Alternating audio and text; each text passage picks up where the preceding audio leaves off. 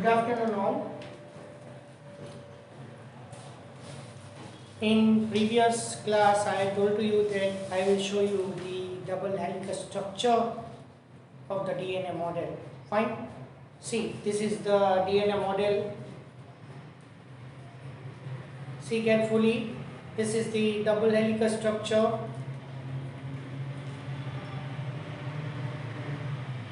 Fine. Both the strands are anti-parallel to each other. So you can't assume here, you can't imagine that 2.2 meter long DNA, 2.2 meter long DNA, it is situated in the nucleus of our cell, which is micrometer in size. I am repeating right now that 2.2 meter long DNA is situated in the nucleus of the cell, which is micrometer in size. So this is the double helical structure of the DNA model, right? Here carefully you observe here that here yellow strips are there, see, but you imagine that here yellow strips can be connected to the particular nitrogenous base, so it is pentose sugar. So this all yellow are pentose sugar.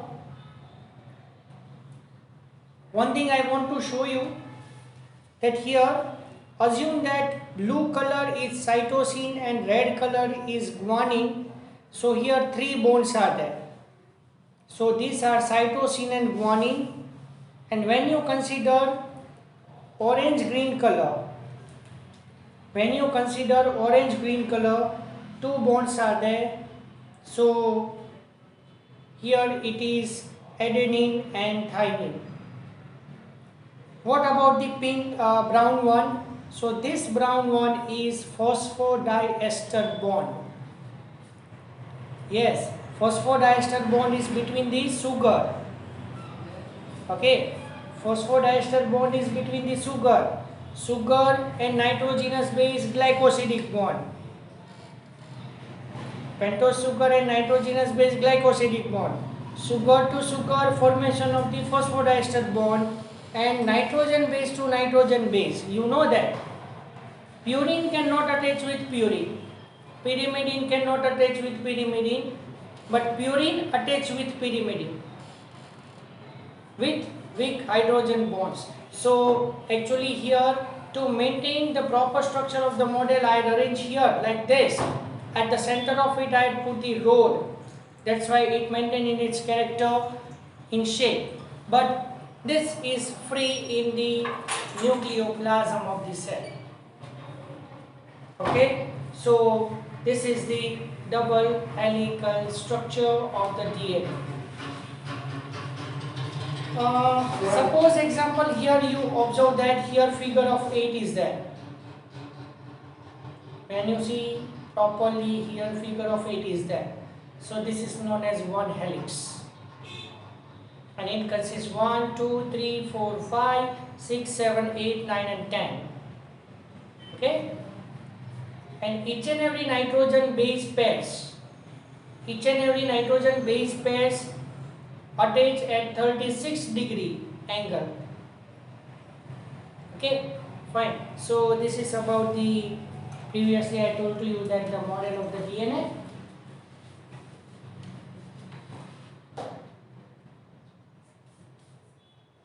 Let's continue with the next topic.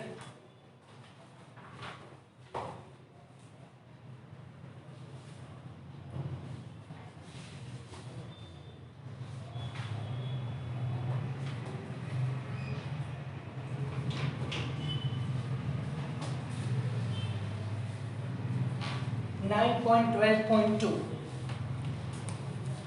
Okay, 9.12.2.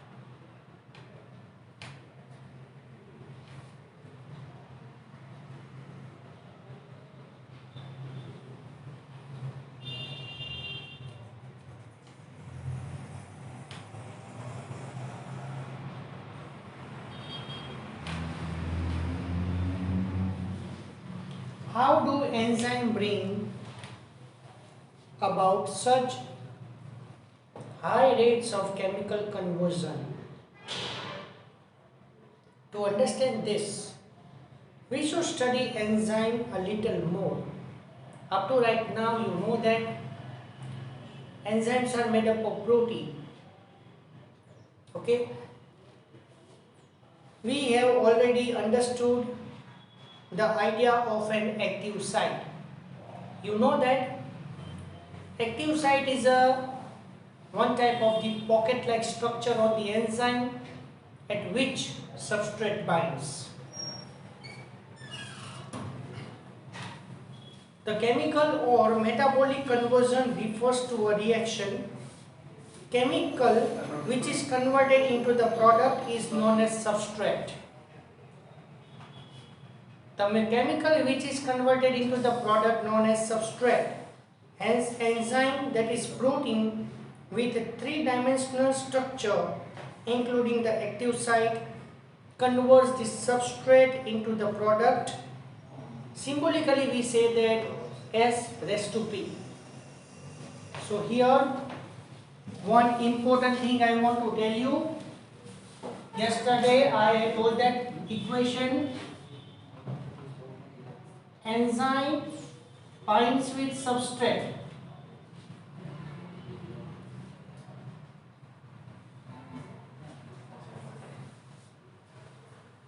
This reaction is bidirectional. This reaction is bidirectional only.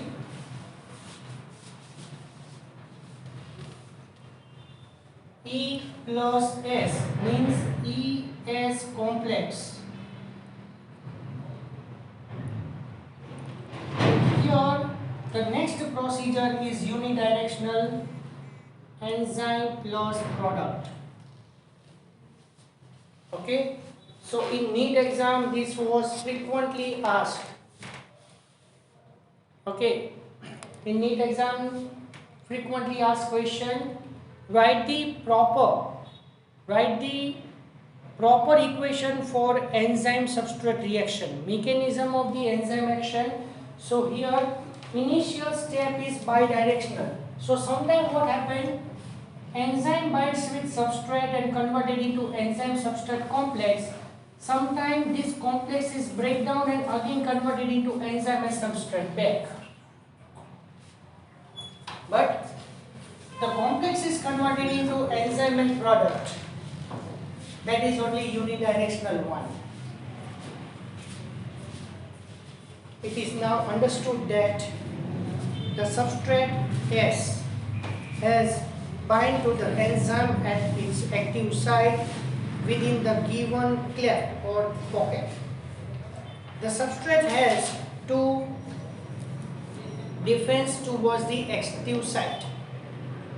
There is thus an obligatory formation of an enzyme substrate complex. E stands for enzyme. This complex formation is transient phenomenon. During the state where substrate is bound to the enzyme active site, the new structure of the substrate called as transition state structure is formed.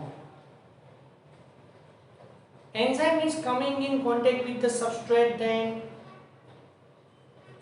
transition state structure is formed. Very soon after the expected bond breaking or making is completed. Here remember that all the enzymes cannot work like breakdown of the bonds. Some enzymes can form the bonds also. Okay. Suppose example, if you think about then we had studied that if you little bit pressurize your mind, RuBP binds with CO2. Yes. So here joining of carbon dioxide, addition of the carbon dioxide with the help of RuBP carboxylase enzyme in RuBP sugar, then converted into 6 carbon unstable product. Whereas if you are thinking about the pyruvic acid to acetic acid, CO2 is released. So for release of the CO2, bonds are broken down. Okay. So here bond is breaking or making is completed, the product is released from the active site. In other words, the structure of substrate gets transformed into the structures of the product. The pathway of this transformation must go through the so-called as transition state structure. There could many more altered structure state between the stable substrate and the product. Implicit in this statement is the fact that all other intermediate structural states are unstable. So here's what happened in one process. The intermediate substrate is intermediate component of the other process also. That's why each and every reaction is unstable state. Stability is something related to energy status of the molecule or the structure. Hence, when we look at the pictorial through the graph, it looked like something as in 9.6 figure. Now we draw the graph here.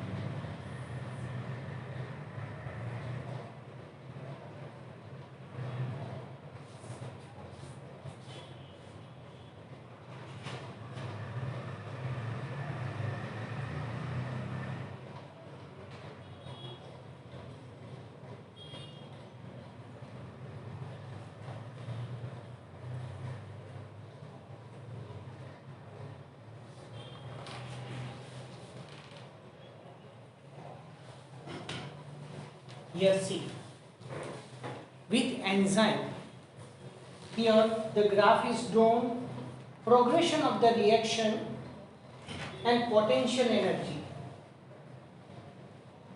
Here without enzyme, with much more of the energy, reaction occur. See the graph proper. Slowly you understand that without enzyme, with the help of much potential energy, the reaction occurs. At the last, product is formed.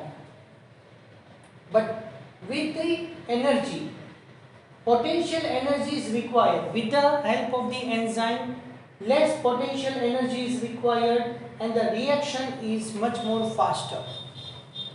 Okay, and at last the product is formed. So this graph is asked in the MCQ.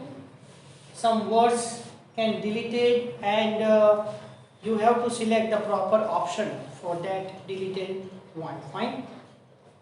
The y-axis represents the potential energy contained. The x-axis represents the progression of the structural transformation or states through the transition state. You would notice two things. The energy level difference between S and P. Fine. If P is at a lower level than the S and the reaction is exothermic reaction, the product is low than the substrate. Product is low if the P is at a lower level. Okay, then it is known as exothermic reaction. One need not supply energy in order to form the product. Suppose example, by heating. Yes, by heating many more substrate can be converted into very less amount of the product. However, whether it is an exothermic or spontaneous reaction or an endothermic or energy required in reaction. So exothermic means with the more energy, less product is formed. And endothermic means energy gaining process, with less energy, much more product is formed.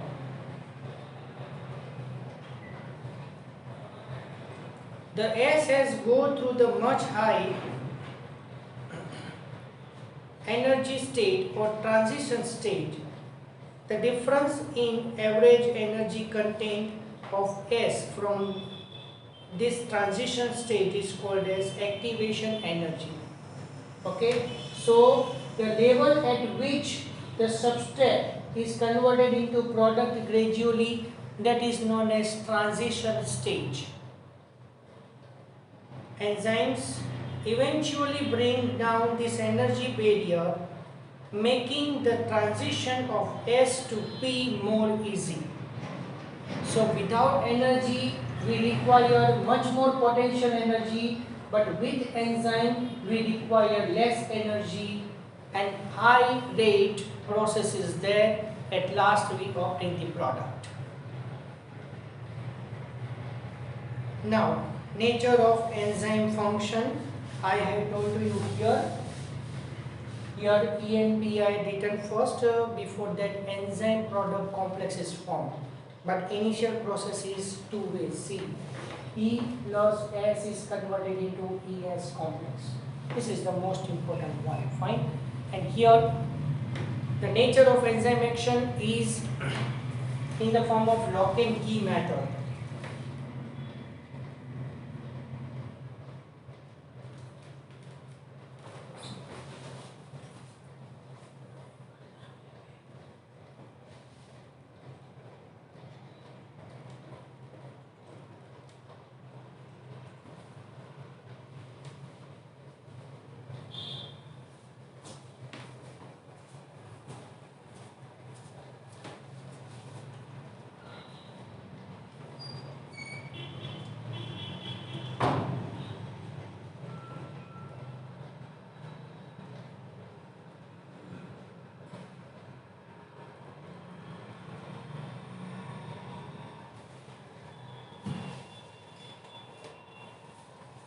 very easy 2-mark question.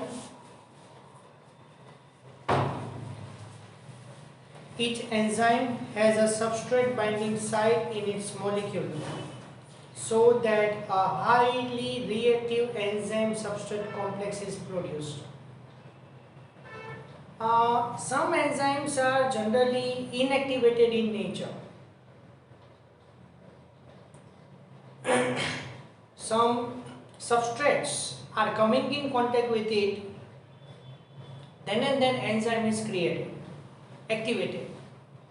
Or some enzymes are naturally absent in that area. When substrate comes, enzyme form.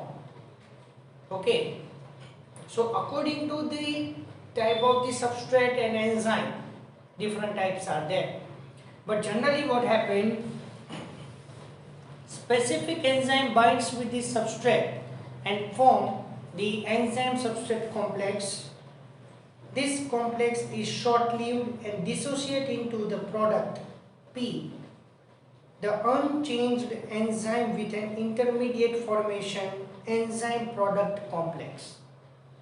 So here you remember that E plus S, bidirectionally it is converted into ES complex, then it is converted into EP complex. Means here the substrate is converted into proper product by the help of the specific enzyme. Yes, I can ask you, if lipase works on the starch? No.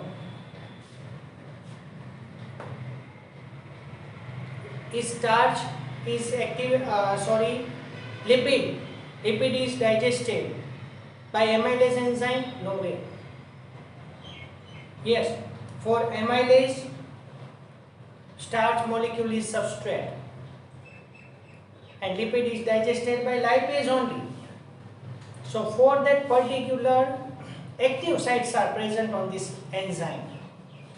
Fine. The formation of the ES complex is essential for catalysis. E plus S bidirectional ES complex then produce the EP complex and then produce the enzyme and product. Catalytic cycle of an enzyme action can be described in the following steps. First, the substrate bind to the active site of the enzyme, fitting into the active site. Binding of the substrate induces the enzyme to alter its shape, fitting more tightly around the substrate. First of all, substrate binds to the active site of the enzyme. Then, strong attachment between the enzyme and substrate. Active site of the enzyme now in close proximity of the substrate breaks chemical bonds of the substrate and new enzyme product complex is formed. And fourth one, the enzyme releases the products of the reaction and free enzyme is ready to bind to another molecule of the substrate and run through the catalytic cycle once again. So here these 4 points are of these 4 steps: E plus S, ES, then in between EP and then E plus P. After formation of the product, enzyme is now free and attached to the another substrate, same substrate. I can say right now in this way, same substrate. Suppose example, maltase is there. So you know that maltase works on maltose. As a result, what happened? Maltose is converted into glucose and glucose, 2 molecules of it.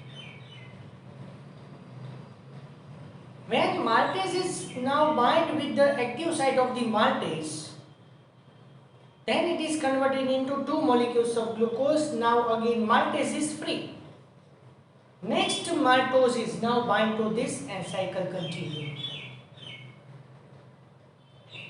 When number of maltose molecules are over, maltase is inactivated.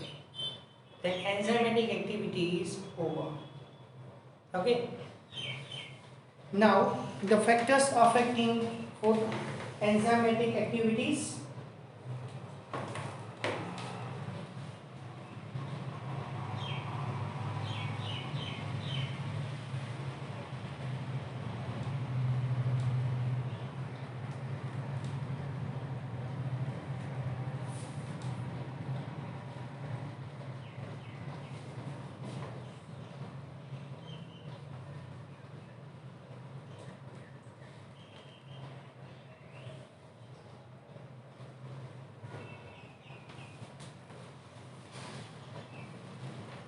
The activity of an enzyme can be affected by a change in the condition which can alter the tertiary structure of the protein.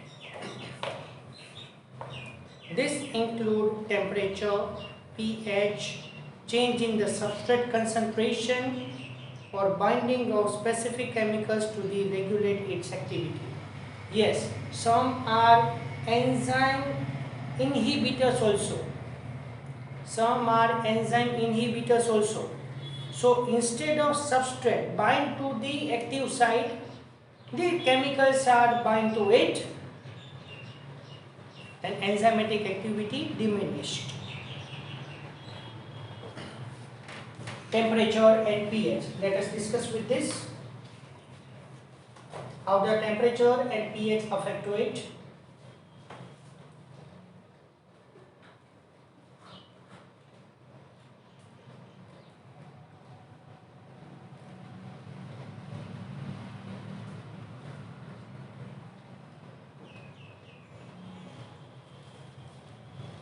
Enzymes generally function in the narrow range of the temperature and pH.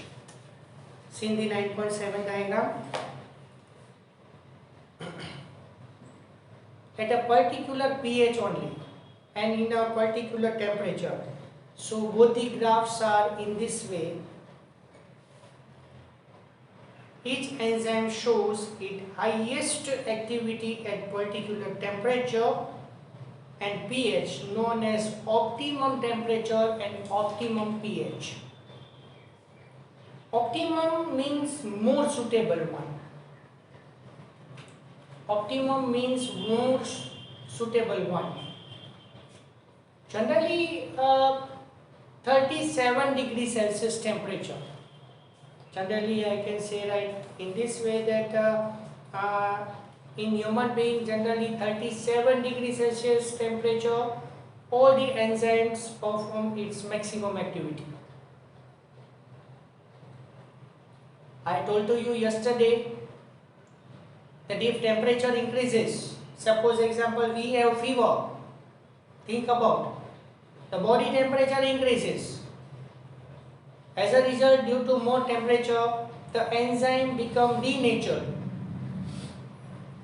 That's why each and every metabolic activity is affected in fever condition of the body. Example, in low temperature. If in our body low temperature is there, enzymes are deactivated. Then wait for the normal body temperature.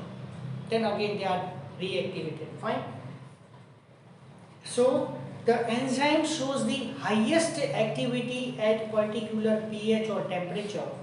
We say that optimum temperature and optimum pH. Activity declines both below and above optimum value. Low temperature preserves the enzymes in a temporarily inactive state, whereas high temperature destroy enzymatic activity because proteins are denatured by heat. Okay, again at low temperature enzymes are deactivated. Enzyme become inactivated at a very low temperature, and at high temperature it loads its enzymatic activity, because at high temperature by heat protein is denatured. So that is known as denaturation. I done the board work for this also.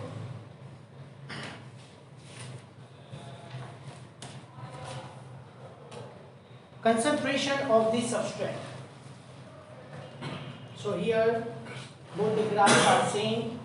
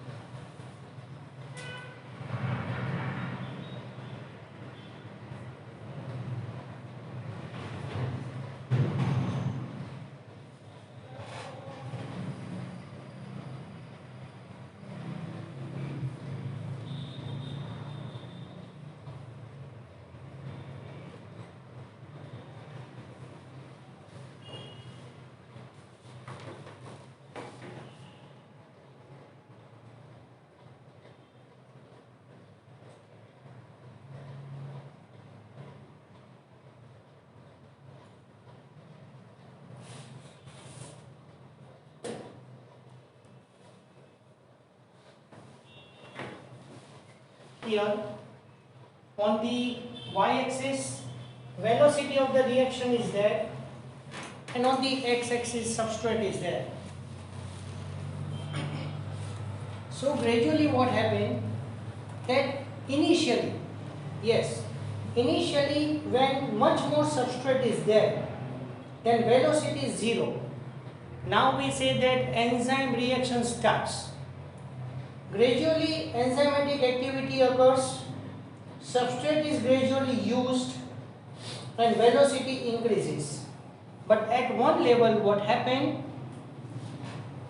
velocity is maximum when substrate increases. So at once the rate is maximum and maintained in the constant state. But each and every reaction always starts from 0.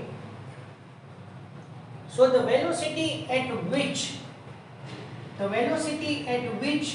now, apart from the increase in the substrate level, the velocity of the reaction becomes stable, that is known as Vmax. So let's see that concentration of the substrate. With the increase in the substrate concentration, the velocity of enzymatic reactions rises at first from 0. So initially the rate is slow. The reactions ultimately reaches a maximum velocity Vmax, which is not exceeded by any further rise in the concentration of the substrate. Yes, at one level, if you increase the substrate level, along with that there is no increase in the velocity, that is known as Vmax, maximum velocity.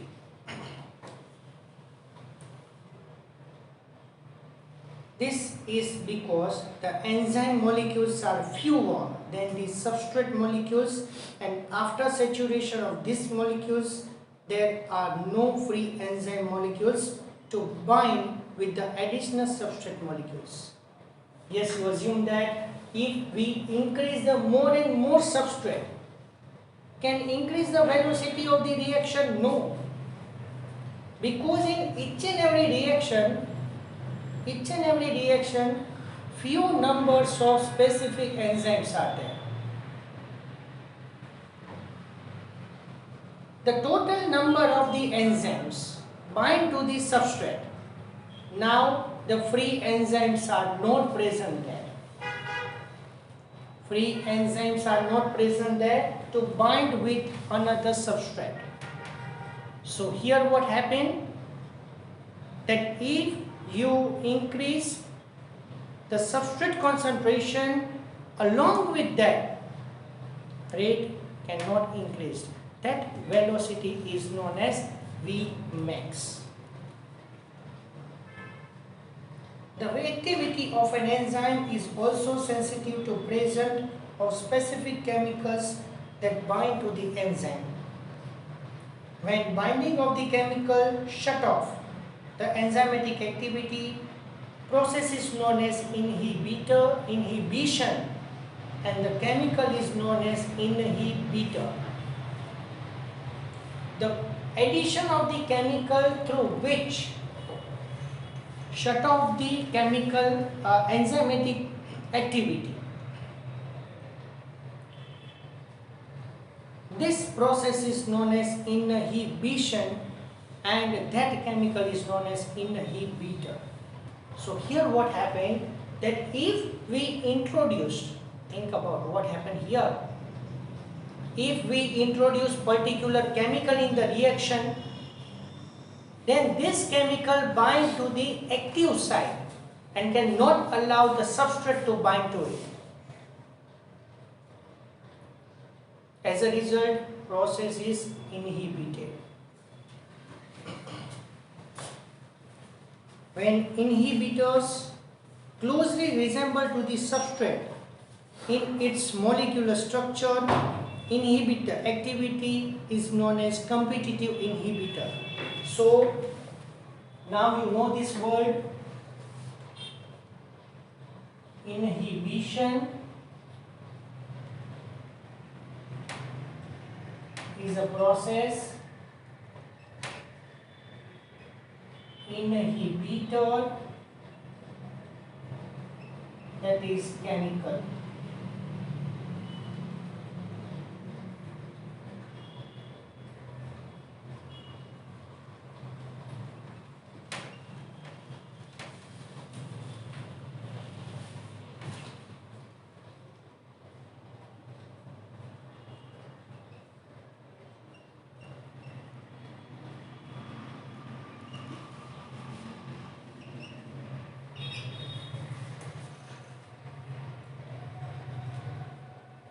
Inhibitors are of two types: competitive inhibitors and non-competitive inhibitors.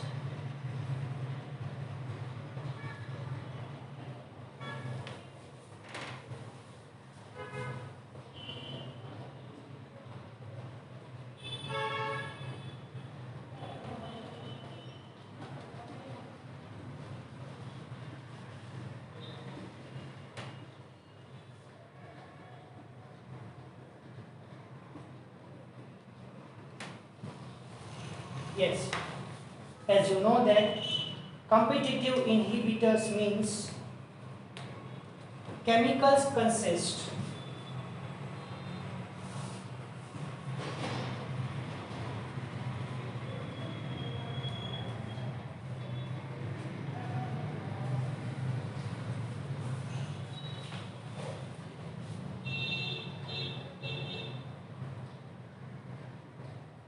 same structure and chemical compositions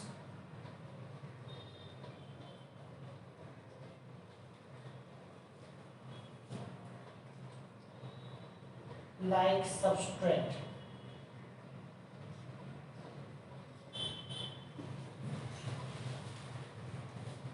Okay, if you assume, see, suppose example, you know that glucose, galactose and fructose. Glucose, galactose and fructose are isomers of each other. Think about. Suppose example, particular reaction is with the help of glucose. Some reaction occurs with the help of glucose only. So, instead of glucose, galactose come. So that is known as competitive inhibitor.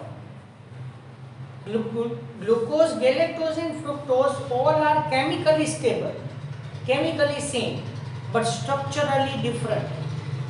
Similarly, ribose and ribulose, glyceraldehyde and dihydroxyacetone. Compare the structures. I am talking about the aldotriose, ketotriose, aldopentose, ketopentose, like that. So the structures and chemical are majoritarily same, just like a substrate. Is known as competitive inhibitor.